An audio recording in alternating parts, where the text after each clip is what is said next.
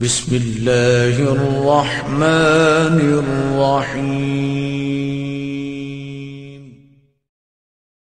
غنیمت جانیے کہ ماہ مبارک رمضان، یہ روزہ، اس کا ایک نام صبر بھی ہے، قرآنی نام روزے کا صبر بھی ہے۔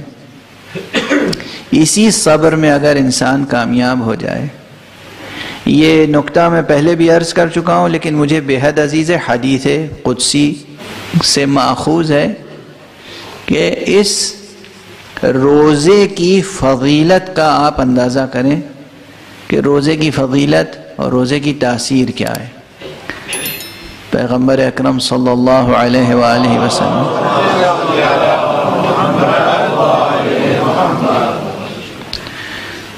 فرماتے ہیں کہ حق سبحانہ وتعالی نے فرمایا ہے کہ جو اس کی دو قرأتیں ہیں، جو قرأت عام طور پر اہل ظاہر پسند کرتے ہیں وہ پڑھ رہا ہوں۔ فرماتے ہیں الصوم لی، روزہ میرے لیے، وَأَنَا أَجْزِي بِهِ، اور میں ہی اس کی جزا دوں گا۔ جو اہل معرفت ہیں وہ کہتے ہیں وَأَنَا أُجْزَى بِهِ، میں خود اس کی جزا ہوں۔ روزہ میرے لیے، روزہ میرے لیے، ساری عبادتیں اس کے لیے۔ نماز کس کے لیے؟ اللہ کے لیے۔ حج کس کے لیے ہے؟ اللہ کے لیے۔ زکوٰۃ و خمس کس کے لیے ہے؟ اللہ کے لیے۔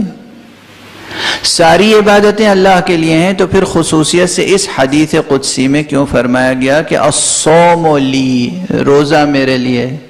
اس کی وجہ یہ ہے، بہت ظاہر، کوئی بہت پورا اسرار بات نہیں ہے، بہت دشوار بات نہیں۔ ہر عمل میں کچھ نہ کچھ حظ نفس شامل ہو جاتا ہے۔ انسان کا نفس اس عمل سے لذت لیتا ہے، کچھ نہ کچھ اس میں ریا کا پہلو پیدا ہو سکتا ہے، کچھ نہ کچھ لوگوں سے داد مل سکتی ہے، کیا اچھی نماز پڑھتے ہیں، کیا اچھی قرأت ہے ان کی، کیا خضوع و خشوع سے نماز پڑھتے ہیں، وغیرہ وغیرہ۔ نماز میں، روزے میں، نماز میں، حج میں، زکوٰۃ و خمس میں انسان خمس دیتا ہے خدا کے لیے، مگر احسان کتنا جتاتا ہے؟ خمس تو دیتا ہے، مگر خمس دینے کے بعد اس کی گردن کی جو کجی ہے دیکھنے سے تعلق رکھتی ہے۔ عمومی بات کر رہا ہوں میں، پرٹیکولر افراد کی نہیں۔ زکوٰۃ دیتا ہے انسان، لیکن غریبوں پہ احسان کتنا جتاتا ہے؟ جس کو دیتا ہے زکوٰۃ اس کو کتنا حقیر سمجھتا ہے۔ تو ہر عبادت اللہ کے لیے کرتا ہے، مگر اس میں کچھ حظ نفس شامل ہوتا ہے اور کچھ نہ کچھ ریا اور دوسرے پہلو پیدا ہو جاتے ہیں۔ الا صوم، حقیقت میں روزہ کوئی نہیں جانتا کہ آپ میں سے کون روزہ ہے اور نہیں ہے، یا آپ جانتے ہیں یا خدا جانتا۔ حقیقتاً روزہ کس نے رکھا ہے، کس نے نہیں رکھا ہے، یہ تو خدا جانے اور آپ جانے۔ چونکہ یہ ایک ایسی عبادت ہے، ایک تو یہ پہلو کہ یہ آپ کے اور خدا کے درمیان کا معاملہ ہے، فی الواقع کوئی گواہی نہیں دے سکتا۔ نماز گواہی دے سکتے ہیں، ہم نے دیکھا تھا نماز پڑھتے ہوئے۔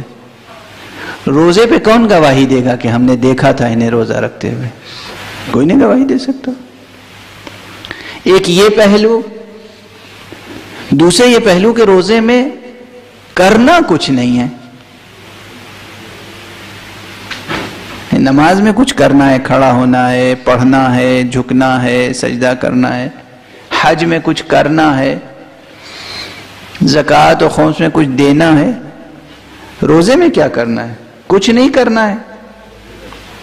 خداوند عالم کی خاطر جب کچھ نہ کرنے کا اتنا بڑا ثواب ہے تو اس کے لیے کچھ کرنے کا کیا ثواب ہوگا؟ یہ جملہ کئی بار کہہ چکا ہوں، آپ بھی کئی بار سبحان اللہ کر چکے ہیں، مگر یہ جملہ بار بار کہنے سے تعلق رکھتا ہے۔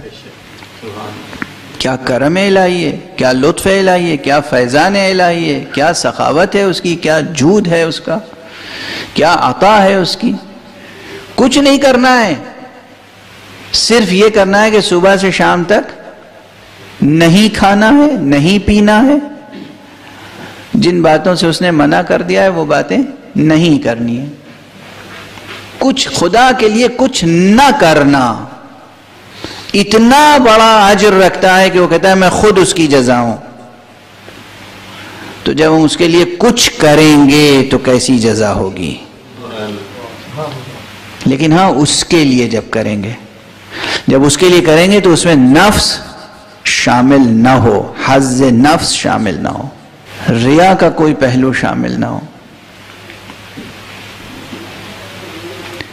اگر واقعاً اس صبر کے ساتھ ہم کچھ عبادت کر سکیں اور اس کے اسم، کسی ایک اسم کی بھی تجلی کے خواہاں ہوں، تو پھر دیکھیے کہ اس دنیا میں بھی کیا عظمتیں اللہ اپنے بندوں کو عطا فرماتا ہے.